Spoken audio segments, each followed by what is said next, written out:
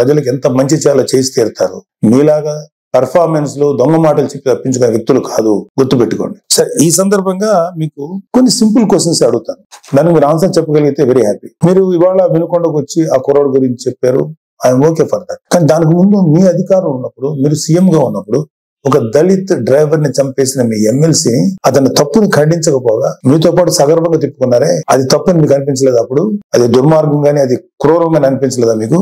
Doctor Sudhakar అనే ఒక ఆయన్ని ఉద్యోగం ఊడబెరికి పిచ్చోడు చేసి రోడ్ల మీద చొక్కా కూడా లేకుండా పోలీసులతో తన్నించి, మీ యొక్క అనుగు పోలీసులు తన్నించి ఆఖరికి అతను చచ్చిపోయేలా చేశారే, అప్పుడు మీకు ఎటువంటి కామెంట్ చేయాలనిపించలేదా? వాళ్ళ అక్కని కొంతమంది వైసీపీ కార్యకర్తలు, గూండాలు సెక్సువల్ గా హెరాస్ చేస్తుంటే అడ్డుకున్న అమర్నాథ్ అనే బీసీ కుర్రోడిని, మైనారిటీ తీరిన కుర్రోడిని పెట్రోల్ పోసి కాల్చి చంపేశారు కదా, అప్పుడు కూడా మీకేమి రియాక్ట్ అవ్వలేదా మీరు? అప్పుడు కూడా కనీసం ఒక మాట మాట్లాడలేకపోయారా మీరు? 32,000 మంది ఆడపిల్లలు అదృశ్యం అయిపోయారని చెప్పి పవన్ కళ్యాణ్ గారు చెప్పి కనీసం ఒక పోలీస్ రివ్యూ పెట్టండి అంటే కనీసం పోలీస్ రివ్యూ కూడా పెట్టకుండా 32,000 మంది ఆడపిల్లలు అదృశ్యం అయిపోతే అప్పుడు మీకు మాట్లాడటానికి నోరు రాలేదా? ఇప్పుడు మీ కార్యకర్తలకు లేకపోతే మీ వాళ్ళకి అన్యాయం జరిగిపోతుందని ఇంత మాట్లాడుతున్నారే, మీరు అప్పుడు కూడా మాట్లాడుంటే ఇప్పుడు మీరు మాట్లాడిన మాటకు విలువ ఉండేది. మళ్ళీ చెప్తున్నాను, అక్కడ వినుకొండలో జరిగింది నాకున్న సోర్సెస్ ప్రకారం అది పర్సనల్ గ్రెడ్జి, ఇద్దరు వ్యక్తుల మధ్యలో జరిగిన గడ్జి తప్ప 2 పార్టీలకు సంబంధించినవి కాదు. అది మీరు ఖచ్చితంగా మీకు త్వరలోనే పోలీసు నిజాలు నీకు తెలుస్తారు, మీకు ఆన్సర్ చెప్తారు. అలాగే మీ వైసీపీ నాయకులు సామాన్య ప్రజలు అంటే నెలకు ఒక 10,000 20,000 సంపాదించే వాళ్ళు ఏదో వాళ్ళ పూర్వీకుల ఆస్తులు 100 గజాలు 200 గజాలు 300 గజాలు 400 గజాలు ఉంటే వాటిని అడ్డగోలుగా కబ్జా చేసి భయపెట్టి స్వాధీనం చేసుకున్నారే, అది మీ దృష్టికి రాలేదా? ఇన్ని కేసులు చూసాం మేము ప్రజలు తిరుగుతుంటే. ఏ రోజు మీ నోట్ల నుంచి ఒక్క మాట కూడా రాలేదా? అది రైట్ అంటారా?